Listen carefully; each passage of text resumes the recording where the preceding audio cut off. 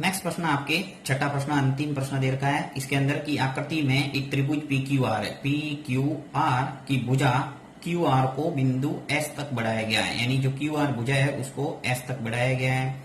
यदि कोण P Q R और पी आर और एस के समद्विभाजक बिंदु टी पर मिलते हैं, यानी इस कोण का, यानी क्यू कोण का और आर कोण का, ऐसे समझ सकते हैं। इन दोनों की समद्विभाजक खींचे। समद्विभाजक का अर्थ क्या होता है?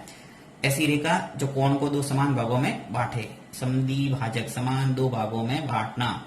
तो ये जो समद्विभाजक रेखाएं दोनों क्या कर रही है? बिंदु टी पर मिलती है। तो सिद्ध करो कि क्यू टी और आर, यानी कि ये कोण जो है वो आधा है किसका? 1/2, यानी आधा है किसका? क्यू पी और आर का, इस कोण का आधा है।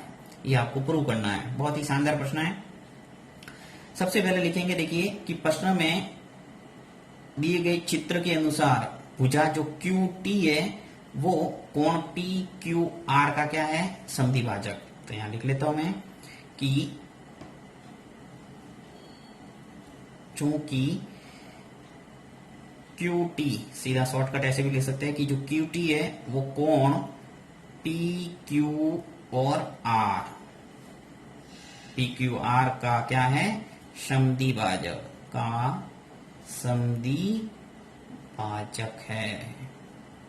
इसलिए मैं लिख सकता हूं कि कोण जो पी क्यू आर है, पी क्यू आर ये दो भागों में बट रहा है। कौन सा? एक तो पी क्यू टी बराबर हो जाएगा किसके? आर क्यू और टी के, यानी ये पूरा कोण है वो दो भागों में बट गया। एक तो ये कोण और एक ये कोण। डबल लाइन द्वारा मैं दर्शा देता हूं, आपको समझ में आ जाएगा, ताकि कि जो पी क्यू टी है ये किसके बराबर हो जाएगा? कोण आर क्यू और टी के, आर क्यू और टी के। इक्वेशन नंबर फर्स्ट, समीकरण नंबर 1 दे दिया। नेक्स्ट पुनः लिखते हैं, एक और दे रखा है समद्विभाजक रेखा, उसके बारे में लिख लेता हूं कि पुनः आर टी, जो आर टी है वो कोण आर टी कोण पी आर और एस का, कोण पी आर और एस का क्या है? समद्विभाजक है। इसलिए यहां पर भी कोण दो बराबर हो जाएंगे। एक तो पी आर टी, यानी कोण जो पी आर और टी, ये जो कोण है वो बराबर हो जाएगा किसके? टी आर और एस के, इस कोण के बराबर। या फिर एस आर टी, कोई भी लिख सकते हैं। मैं टी आर और एस लिख लेता हूं। समीकरण नंबर 2। अब हम जानते हैं कि किसी त्रिभुज का जो बहिष्कोण है वो दोनों अंतराभिमुख कोणों के योग के बराबर होता है। तो जो त्रिभुज बन रहा है, देखिए यहाँ पे पी क्यू आर, इसके अंदर एक बाह्य कोण होगा। कौन सा? पी आर और एस, यानी ये पूरा कोण किसके बराबर होगा? दोनों अंतराभिमुख कोणों के योग के बराबर होगा। तो वो लिख लेता हूं मैं। पहले हम लिख लेते हैं कि हम जानते हैं, तो ये मैंने लिख दिया, वीडियो लंबा नहीं हो इसलिए मैंने स्किप कर दिया, कि हम जानते हैं कि किसी त्रिभुज का बहिष्कोण दोनों अंतराभिमुख कोणों के योग के बराबर होता है। तो त्रिभुज, इसकी बात हो रही है पी क्यू और आर की। तो इसके लिए जो बहिष्कोण है वो कौन सा है? कोण पी आर और एस, ये दोनों कोणों के योग के बराबर हो जाएगा। कौन से दो कोण? एक तो क्यू पी आर, देखिए क्यू पी और आर, ये कोण है अंदर वाला, यहां लिख लेता हूं मैं क्यू पी और आर। फिर दूसरा कोण कौन सा हो जाएगा? पी क्यू और आर, यानी ये पूरा कोण। तो कोण ऑफ लिख लेता हूं पी क्यू और आर। अब देखिए जो पी आर और एस है वो दो कोणों में बटा हुआ है। तो इन दोनों कोणों को लिख लेता हूं मैं पी आर एस की जगह, कि पी आर एस बराबर है कोण पी आर और टी प्लस कोण टी आर और एस। देखिए थोड़ा समझा देता हूं आपको कि जो पी आर एस था, ये पूरा कोण है वो किसके बराबर है? एक तो पी आर टी के, यानी इस कोण के, प्लस टी आर और एस, यानी इस कोण के। इन दोनों कोणों को मैंने इसके बराबर लिख दिया। फिर बराबर क्यू पी आर, तो जो क्यू पी आर है, क्यू पी आर ये सिंगल कोण ही है, तो इसको ऐसे कैसे लिखना पड़ेगा? क्यू पी और आर। फिर प्लस पी क्यू आर, अब जो पी क्यू आर है वो भी दो कोणों में बटा हुआ है, तो इनको भी लिख लेता हूं मैं ब्रैकेट लगा के कि कोण of P Q T plus कोण ऑफ आर क्यू और टी, यानी कि जो पी क्यू टी था ये कोण, दूसरा है आर क्यू और टी यानी ये डबल लाइन वाला कोण, इन दोनों कोणों के योग के बराबर कर दिया। अब समीकरण 1 व 2 से अपन लिख सकते हैं कि जो पी आर टी है वो किसके बराबर है, टी आर एस के। देखिए यहाँ पे जो पी आर टी है वो किसके बराबर है, टी आर एस। तो इस पी आर टी की जगह मैं लिख सकता हूं टी आर एस समीकरण 1 से। तो यहाँ लिख लेते हैं समीकरण 1 व 2 का इस्तेमाल होगा, यहाँ सीधा ही लिख लेता हूं समीकरण 1 व 2 से। समीकरण 1 व 2 का इस्तेमाल करते हैं कि पी आर टी की जगह लिखते हैं अपन टी आर और एस, फिर प्लस टी आर और एस, ये ऐसा का ऐसा रखा मैंने, फिर बराबर जो क्यू पी आर है इसको as it is Q P और आर, फिर प्लस यहाँ पे जो पी क्यू टी है, पी क्यू टी वो किसके बराबर है, आर क्यू टी के। तो यहाँ पर भी पी क्यू टी है, उसकी जगह लिख लेता हूं आर क्यू टी। तो आर क्यू और टी, और ये R Q T as it is ऐसा का ऐसा आर क्यू और टी।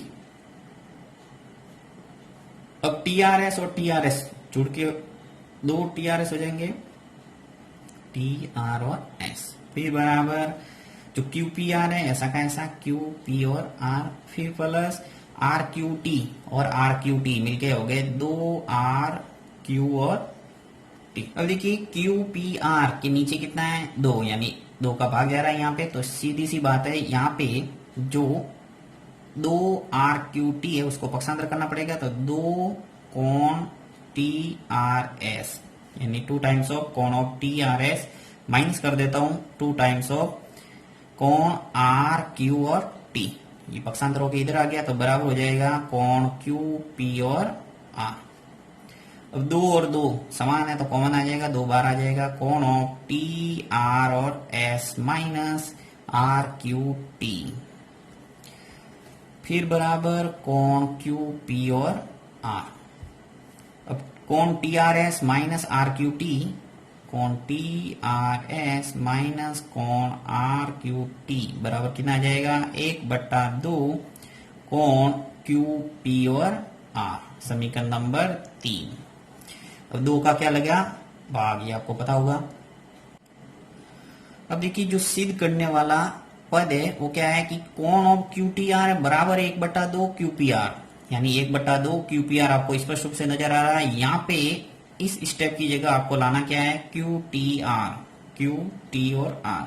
तो इसलिए क्या करना पड़ेगा आपको, वापस ये जो क्यू टी आर है इस त्रिभुज के अंदर बहिष्कोण वाला गुणधर्म लगाएंगे। तो हम जानते हैं कि त्रिभुज का जो बहिष्कोण है वो दोनों अंतराभिमुख कोणों के योग के बराबर होता है, जो कि मैंने यहाँ लिख दिया एक बार।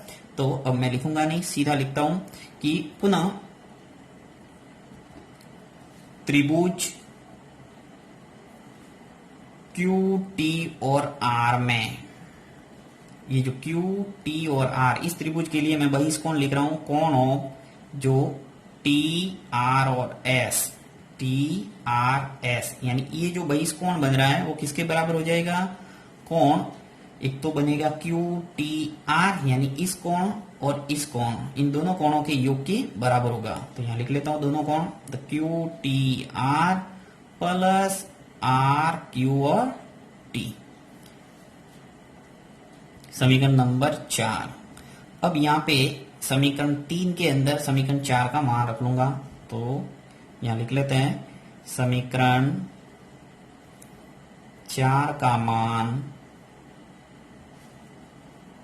समीकरण 3 में रखने पर,